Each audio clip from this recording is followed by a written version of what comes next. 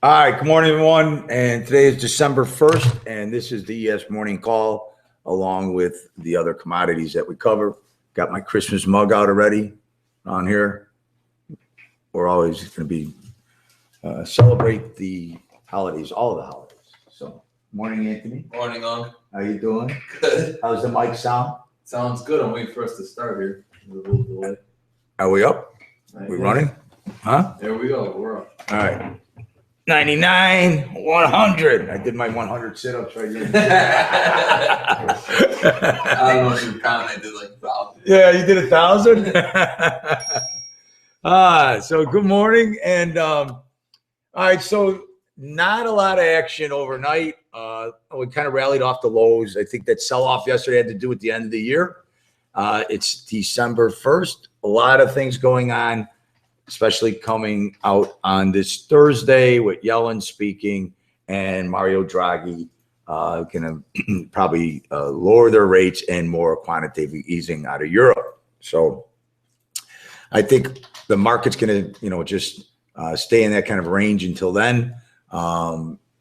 Gold and oil are still on their tracks for heading lower, and bonds are just in a holding pattern until the Fed comes out with the fact that they are going to raise the rates. Everybody in the world believes they're going to raise the rates. It's really interesting. The most alarming thing I heard today was somebody, a speaker on Bloomberg said, what the world can't keep doing is keep spending $3, right, to get $1 worth of growth. So productivity has been bad, and as they said in the movie Wall Street, the chickens will come to roost, right? So we are, let's go to share screens. And maybe some of you do not know, but I've been the subject of a 50-minute documentary that's going to be airing on Tasty Trade on December 11th. I'll get you a link out to that. And it's about my career, about my personal life, and different things that may be into the trader, and some sort of, I don't know, things that I had to overcome in my life, adversity. So let's go through. I mean, people think it was adversity. To me, it was just life, right? And life is not always a line straight up with joy, right? There's the heartaches and things you have to get through, right? And at the end of the day, it's like trading. Your account doesn't always go up every day, right? So unless you're a robot that can basically have no emotion in this, and that's hard to do. I was talking to an old colleague of mine, and we were talking about this gentleman who got arrested for spoofing by the Merc, or charged for spoofing. And this is an interesting topic. The gentleman I was talking to owns a clearing firm. And on the clearing firm, he was basically, it's not only in the market, the ES that he was spoofing, he was spoofing the ES. And if people don't know what spoofing is, it's putting in false orders to pretend to move the market one way or the other and get other people to jump in that direction. So if you want the market up, you put a lot of buy orders in, and you're trying to sell the market. And also, if you're buying the market and forcing it to a spot where it doesn't go, then they were looking for reaction in other markets, such as crude. Let's just say crude. If ES rallied 4 or 5 points, crude would, break 3 points. So they were using the spoofing to do other markets and other trades. So, and this gentleman came to him and said, we'd like to clear you. And he looked at the P&L and the exposure. So in one quarter, the gentleman, there were $38 million was made in profits. $38 million. I'm sorry, $34 million was made in profit, and $29 million went out in fees and commissions. So you tell me where the incentive of the exchange is to stop these guys from spoofing and so on, because those are exchange fees, clearing fees, and so on. So I'm glad to see the government's coming down on the spoofing, and they should be going after the HTFs. So the high frequency traders, HFTs. I'm sorry. All right. So now that I'm off my soapbox and done pontificating for the day, let's get into the markets. All right. All right. Let's go to share screen. All right. Let's go to profile. And let's take a look at the overnight action. Okay. So for those of you that are new to Man Over Market, and this is our profile, which we're going to make available on the site. When it comes out, you'll be able to either lease it monthly or purchase it. And so we look at the market profile because this is a volume profile. Not only does it show price movement, but it also shows where high volume areas and low volume areas. So all this gray area you see right here, okay, I have this at 180 days. So over the last 180 days, this is the highest volume area traded, 2087 and a quarter. It's amazing how we're just kind of staying in that area right now, right? So if I was an options trader, right, I would be looking to take a look at some puts and calls that I may be wanting to sell or buy, collect some premium to see if this is where the market's going to stay, right? So I just think that and we're going to get some people in here to talk about options trading and how you can trade the ES and different options. Talking to some people now would come in and give us a segment on it. Perhaps we could do it on Tasty Trade because Tom Sizenoff and that group are the best option traders around. All right, so let's look at overnight action. So we've got a high here of 2092.75. I got a low here of 2083.5. Okay, we're currently trading at 2087. All right, this market distribution looks unfinished on both sides. I'm kind of also leaning towards the fact that we should get a two-sided trade today. And this is based on the fact that we're not going to have a lot of volatility based on the fact that we've got a lot of news coming out Thursday. First day of the month, we kind of recovered off yesterday's lows. And when you look at what we did after yesterday's lows, we came up and we filled in, we had all these single prints here, these Bs, all right, which I'm glad we filled them in overnight.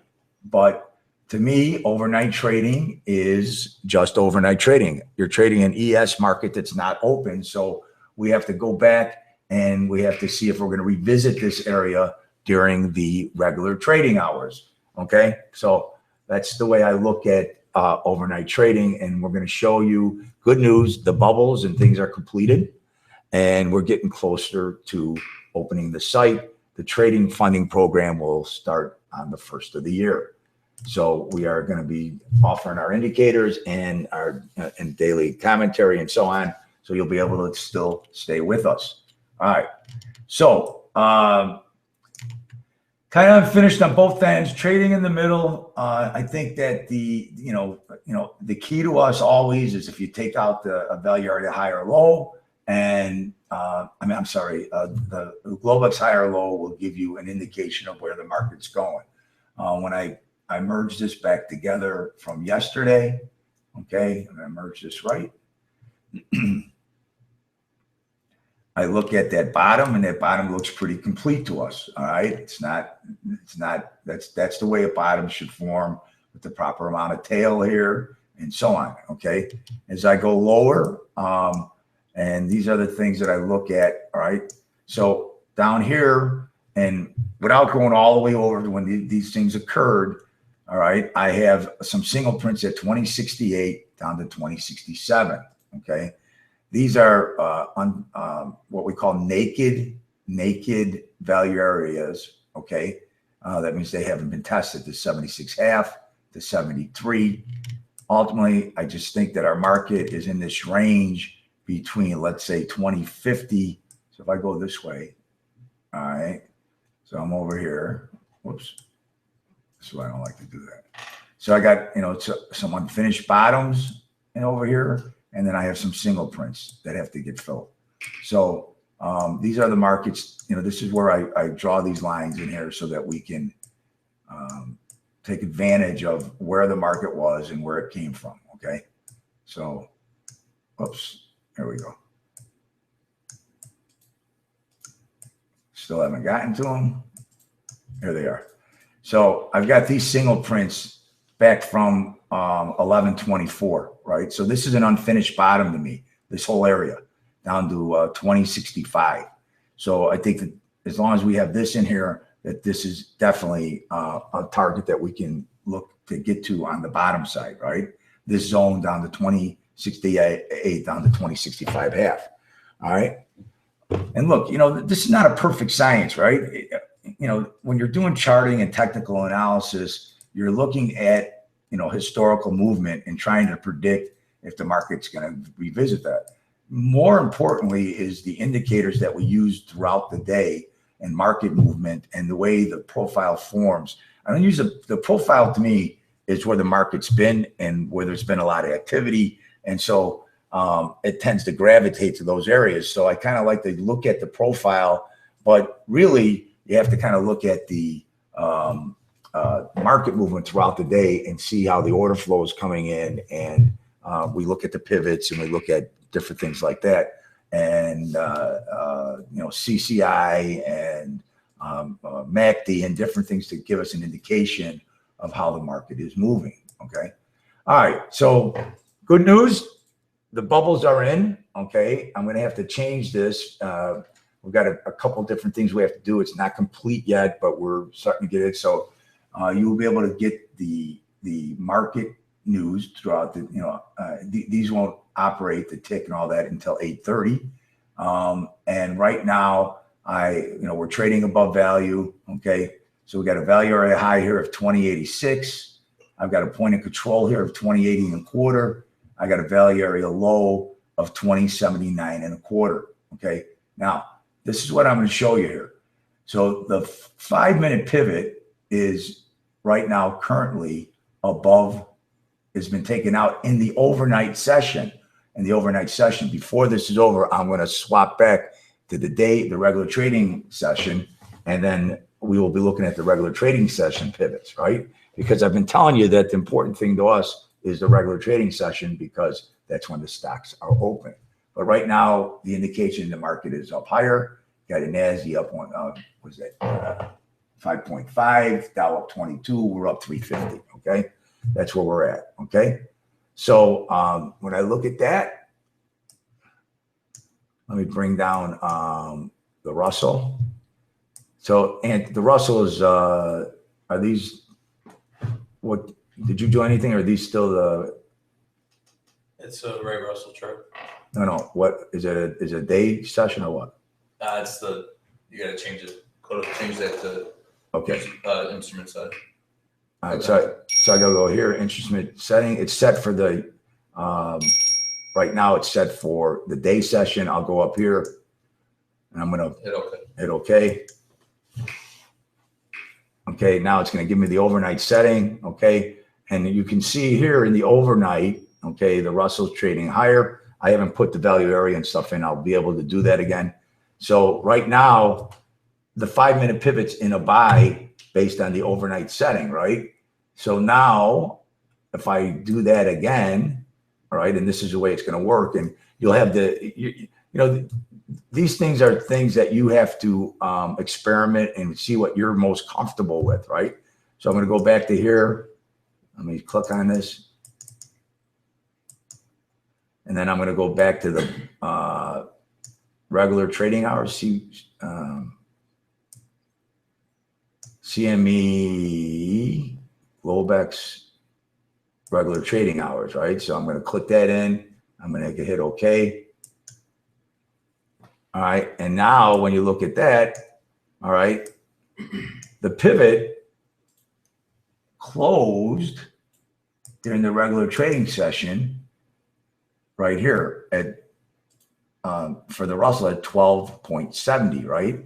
So the way I've got this set, the market will recalculate only on the regular trading session. I can take a look at where the market is overnight, right?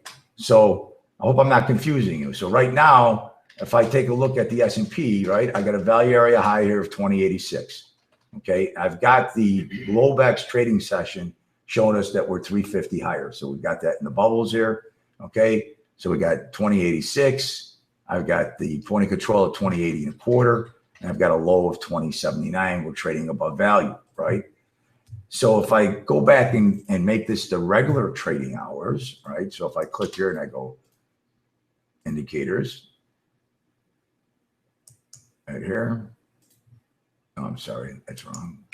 Go here, I go to data series. All right, I go here and I go down to the regular trading hours, CME, Globex Index Futures regular trading hours. I hit OK.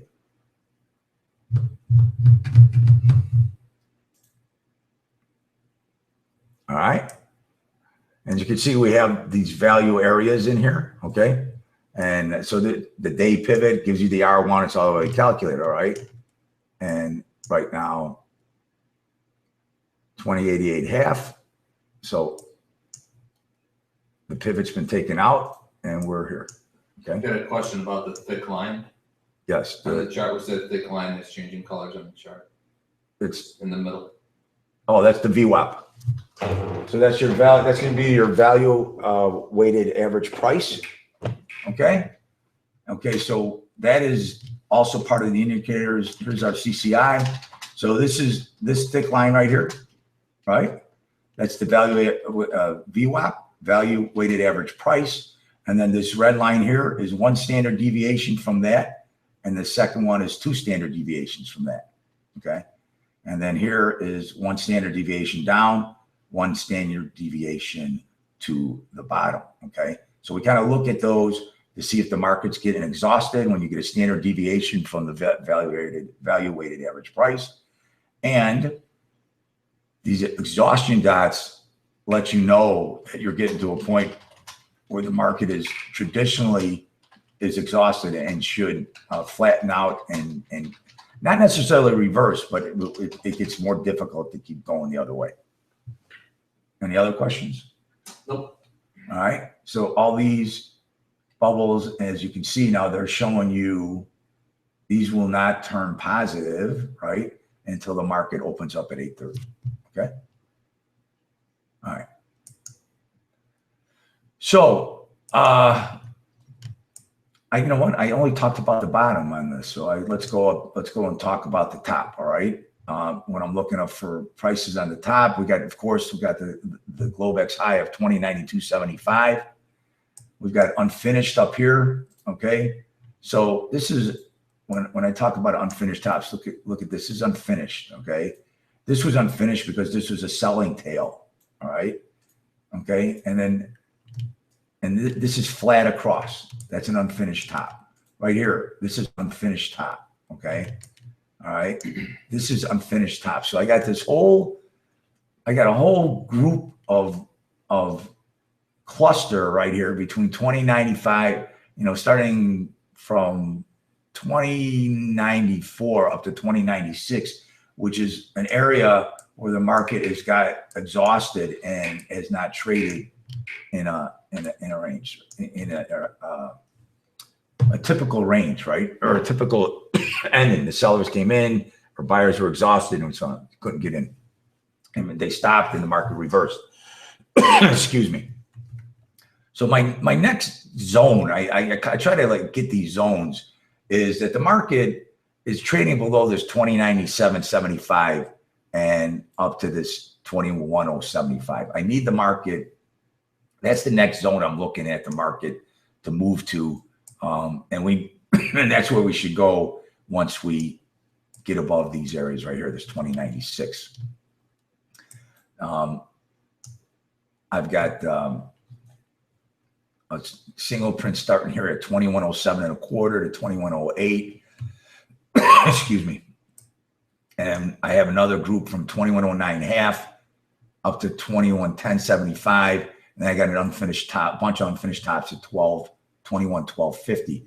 So as I said last week, I thought that the market has to give it above 21.13, and if we get above 21.13, then we're going to take a shot at the highs. So that's what I'm looking at as far as that's concerned. Let me bring the gold in here. All right, so gold, we got the value area high here at 1060.40. Okay, I've got the point of control at 1056. Okay, and I have 1052.30. Anthony, you got gold up there trading right now? No. Change it though. I can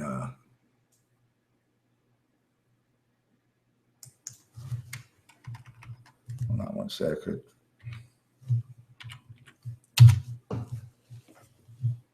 All right.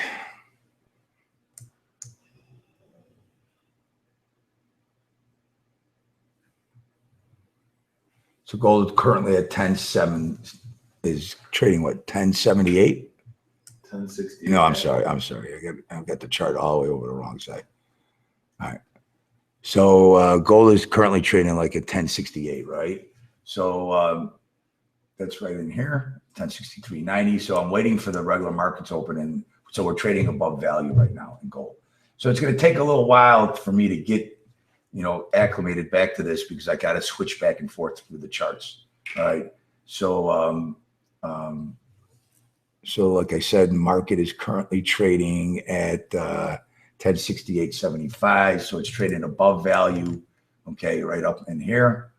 Okay, and you know the way I feel about gold. As soon as Janet Yellen comes out and talks about moving the rates up, gold will become less attractive, and the people will start moving their money out of gold so they can earn some sort of rate of return on their cash.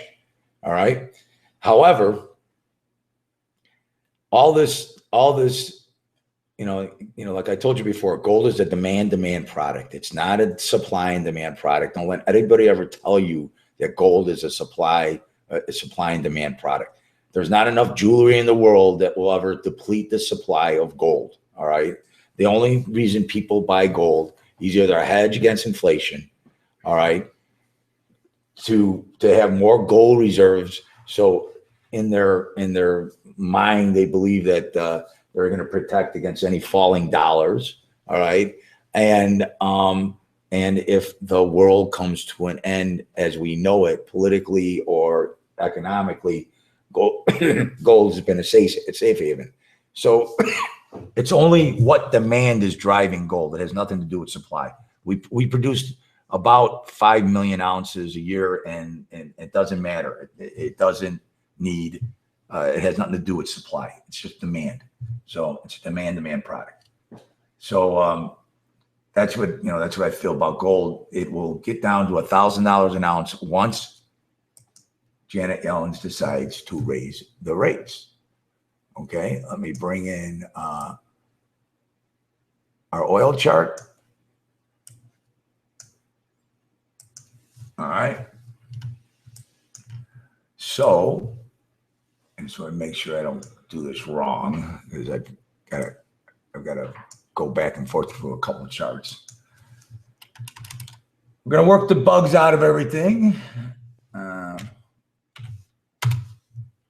Okay. All right. So we've got oil here.